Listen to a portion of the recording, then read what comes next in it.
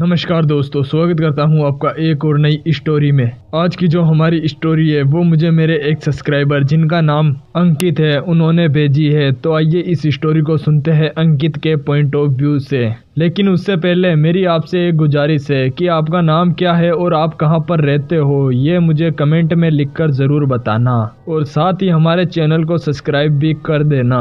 और जो भी इस वीडियो पर कमेंट करेगा अपना नाम, मैं उसका नाम अगली वीडियो में ज़रूर लूँगा।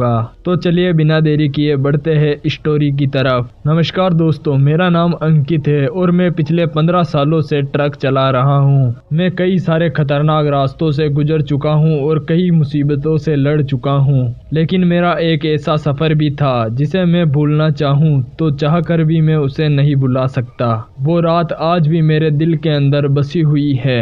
उस समय दिसंबर का महीना था और मुझे एक रात में ही माल कानपुर से दिल्ली तक पहुंचाना था। रास्ता काफ़ी लंबा था, लेकिन मुझे ऐसे सफ़र करने की आदत हो चुकी थी क्योंकि मैं इससे भी लंबे लंबे सफ़र कर चुका हूँ। ठंडी हवाएं, खाली रास्ता और कड़क चाय ये सब मेरा साथ देते थे। उस समय रात के करीबन 11 बज चुके थे। मैं हाईवे पर था और सड़क एकदम वीरान थी। मेरे सामने सिर्फ हेडलाइट की रोशनी और चारों तरफ सन्नाटा था। मैंने रेडियो ऑन किया और अपने सफ़र में मगन हो गया। लेकिन तभी आगे चलने पर मेरी गाड़ी की रफ्तार अपने आप ही धीमे पड़ने लगी। मैंने सोचा शायद से मेरे इंजन में कोई दिक्कत होगी। मैंने वहीं पर साइड में अपनी गाड़ी को रोक दिया और बाहर उतरकर इंजन को चेक करने लगा। तभी अचानक से मुझे कुछ ऐसा महसूस हुआ कि शायद से कोई मेरे पीछे खड़ा हो। मैंने पीछे मुड़कर देखा तो एक महिला कुछ दूरी पर सफ़ेद साड़ी पहने हुए खड़ी थी। वो महिला मुझे ही देख रही थी। मैंने उसको आवाज़ लगाई, आप कौन हो और इतनी रात को यहाँ पर क्या कर रहे हो? उस महिला ने कोई भी जवाब नहीं दिया, बस खामोशी से मेरी तरफ देखती रही।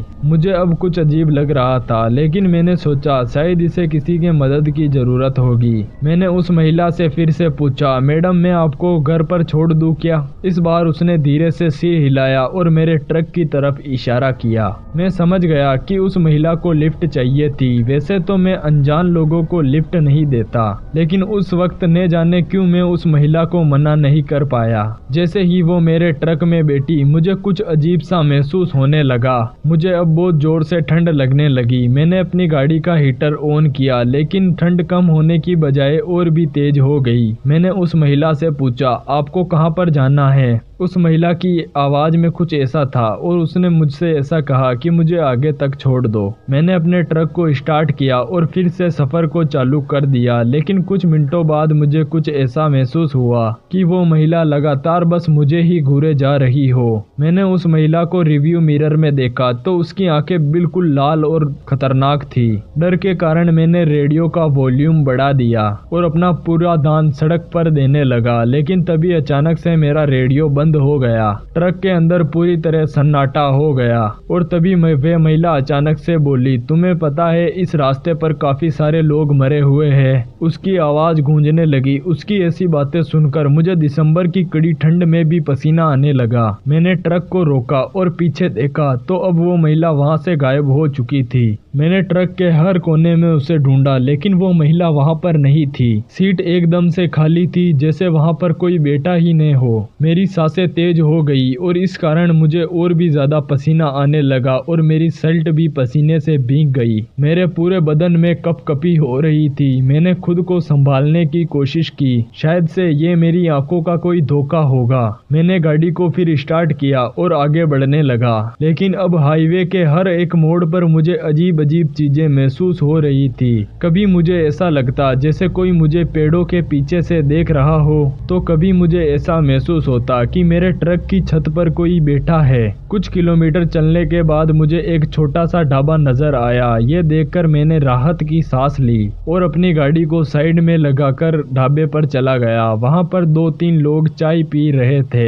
मैं जल्दी से ढाबे वाले के पास गया और एक चाय का ऑर्डर दिया। उनमें से एक आदमी ने मेरी घबराई हुई हालत देखी और मुझसे पूछा, भाई साहब सब कुछ ठीक तो है? बड़े घबराए हुए लग रहे हो। मैंने उन लोगों को पूरी घटना बताई और इस घटना को सुनते ही उन लोगों का चेहरे का रंग उड़ गया। उनमें से एक बूढ़ा आदमी बोला, तुम उसी मोड़ से आए हो ना जहाँ पर सालों पहले एक औरत की हत्या हो गई थी? क्या कौन सी औरत? मैंने घबराते हुए उन लोगों से पूछा। बूढ़े ने एक लंबी सांस ली और मुझसे कहा, ये बात लगभग आज से 15 साल पुरानी है। यहाँ पर एक नई विवाहित जोड़ा ट्रक एक्सीडेंट में मारा गया था।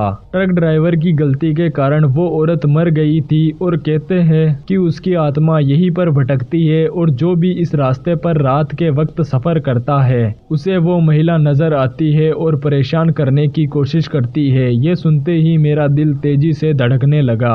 मैंने डरते डरते उनसे पूछा, तो फिर उस महिला को मुझसे क्या चाहिए होगा? उस बूढ़े आदमी ने कहा, वे आत्मा अब इंसाफ के लिए भटक रही है। जिसने भी उसे देखा वो कुछ दिनों बाद अपने आप ही गायब हो जाता है। मैंने जल्दी से गाड़ी को स्टार्ट किया और रवाना हो गया और इस बार भी मुझे लगा कि ट्रक की पिछली वाली सीट पर कोई बैठा हो। मैंने डरते डरते शीशे में झांका लेकिन वहां पर मुझे कोई भी नजर नहीं आया। मैंने खुद को शांत किया और ट्रक को आगे बढ़ाया, लेकिन कुछ समय बाद मेरे पीछे से एक आवाज आई, तुम मेरी मदद क्यों नहीं कर रहे हो? ये उसी महिला की आवाज थी। इस बार मैं पूरी तरह डर चुका था। मैंने ट्रक को रोका और चिल्लाया, आखिर तुम मुझसे चाहती क्या हो? एक पल के लिए सब कुछ शांत हो गया। तभी अचानक से वो महिला मेरे ट्रक के सामने जाकर खड़ी हो गई। उसकी आंखें पूरी अंगारे और खून की तरह लाल थी। उसके होठों पर एक अजीब सी मुस्कान थी। उसने मेरी तरफ इशारा किया और फिर जोर से बोली, तुम भी उन्हीं में से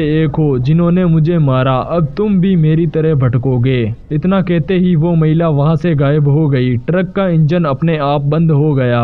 मैं पूरी तरह पसीने में भीग चुका था और डर के कारण वहां से हिल भी नहीं पा रहा था। जैसे ही सुबह की पहली किरण मुझ पर पड़ी, मैंने जैसे तैसे हिम्मत को जुटाया और गाड़ी को स्टार्ट किया। गांव के पहले चौराहे पर पहुंचकर मैंने अपनी गाड़ी को रोका और वहां पर मौजूद एक पुजारी से मदद मांगी। उसने पूरी कहानी सुनकर कहा, तुम्हारी जान बच गई है क्योंकि तुमने उसे नुकसान नहीं पहुंचाया, लेकिन अब इस रास्ते पर तुम कभी भी मत आना। उस दिन के बाद मैंने उस हाईवे पर कभी भी कदम नहीं रखा, लेकिन उस रात के बाद जब भी मैं अकेले गाड़ी चलाता हूँ तो मुझे डर सताता है। आज के लिए बस इतना ही। तो कैसी लगी आपको ये स्टोरी कमेंट करके जरूर बताना। मिलते हैं अगली और नई स्टोरी में। हमारे चैनल को सब्सक्राइब करना मत भूलना और अपने नाम का कमेंट